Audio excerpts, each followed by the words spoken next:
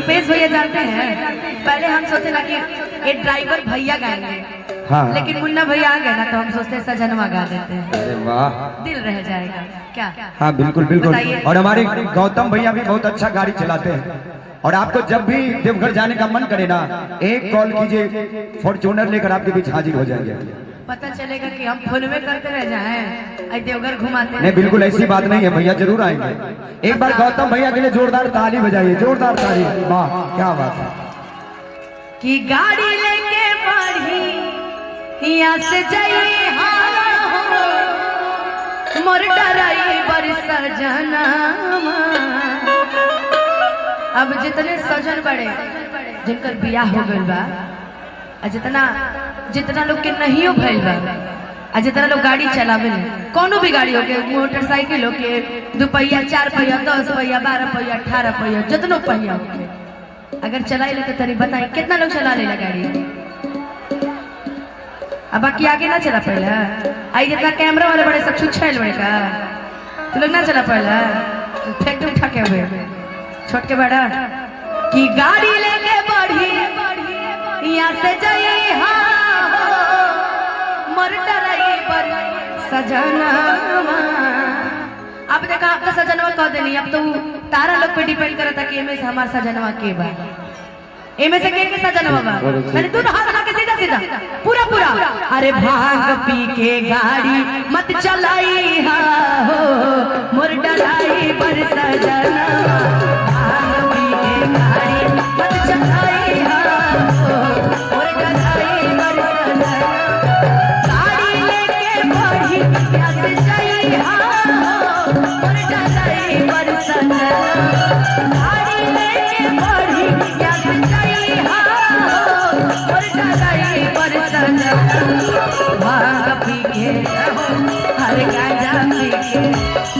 अरे भाग पी के गाड़ी मत चलैया हो, मोर ड्राइवर सजना।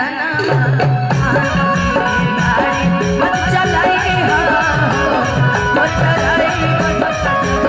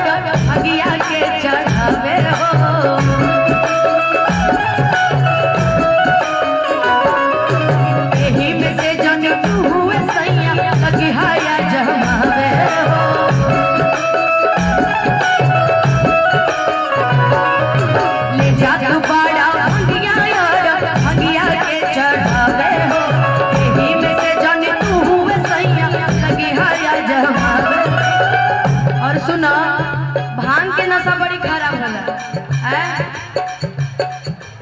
दाएं बाएं देखी, कितने लोग भांग पीते हैं, जरा दोनों हाथ उठा के बताइए तो।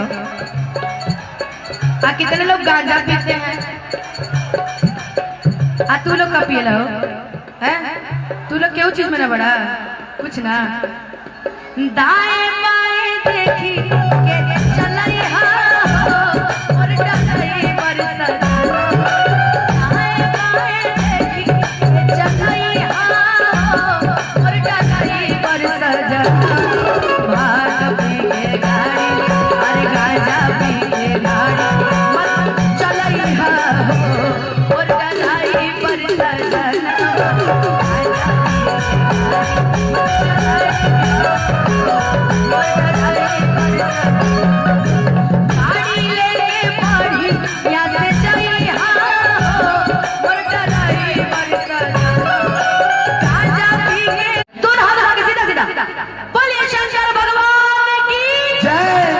गांजा पी के गाड़ी मत चलाई हो, मोर ड्राइवर सजना।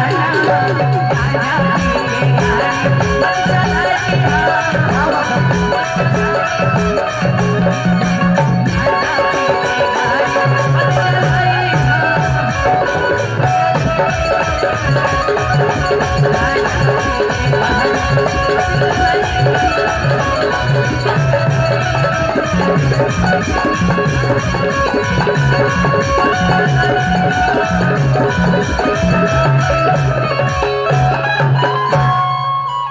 मोर ड्राइवर सजनावा। वाह, इसमें सब गाड़ी चलाते हैं ना। अच्छा भी